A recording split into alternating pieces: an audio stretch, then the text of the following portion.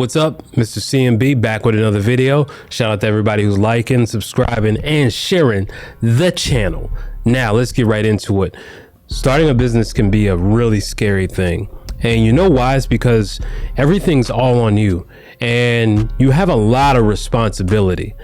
Most people really don't like to have a lot of responsibility. One of the things I've always done, and I think this has actually been like a flaw that I used to have, is I would take on way too much instead of narrowing my focus. And that's one thing a lot of people tend to do when they start something. They try to do this, they try to do that, they try to be all things. And then you wind up being extremely tired with making either little to no money with like little to no results. And then you have to really analyze what you're doing. So this is one reason why starting a business is scary. Another reason why starting a business is scary is because there's no guarantee for success.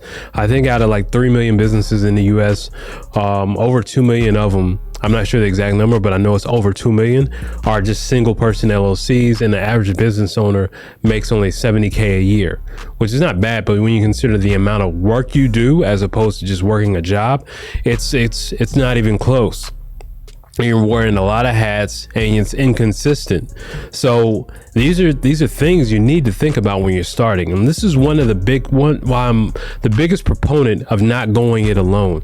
Like if you know someone who's doing what you want to do, get with them or pay them and do it, because you will save yourself a lot of time, which is, to me, is the most important thing. We're not going to live forever, and you need to really get that to your head. We're not going to live forever. So time is very, very, very precious. You can always make money, but then also with money, you're gonna waste money. You're gonna waste a lot of money.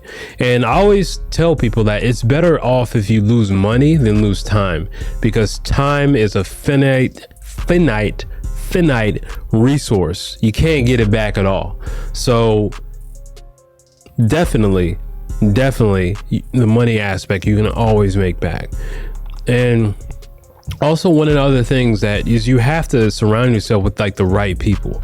If you're not around the right people, if you live in the middle of nowhere, I would suggest, looking at specific YouTubers that you look up, or try to reach out to people. Like, you'd be surprised who will respond when you reach out to them.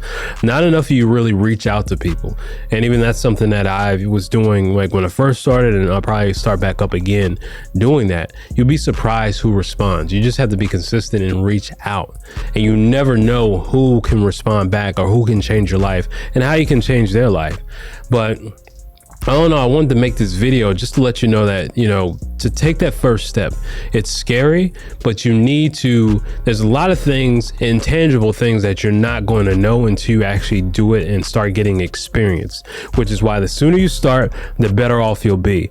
I'm a big believer and proponent in that. All right, so Mr. CMB, I hope this video helps. And if you do want to get into real estate and start a real estate business, have a legacy lasting blueprint, you can click the link below. Schedule a call with me, see if you're a good fit. It's not for everybody, right? You can wholesale auction properties from home. I'll show you how to do this in 12 weeks. You walk away with your own fully functioning business that you are able to operate. All right, so CMB, I am out. Peace.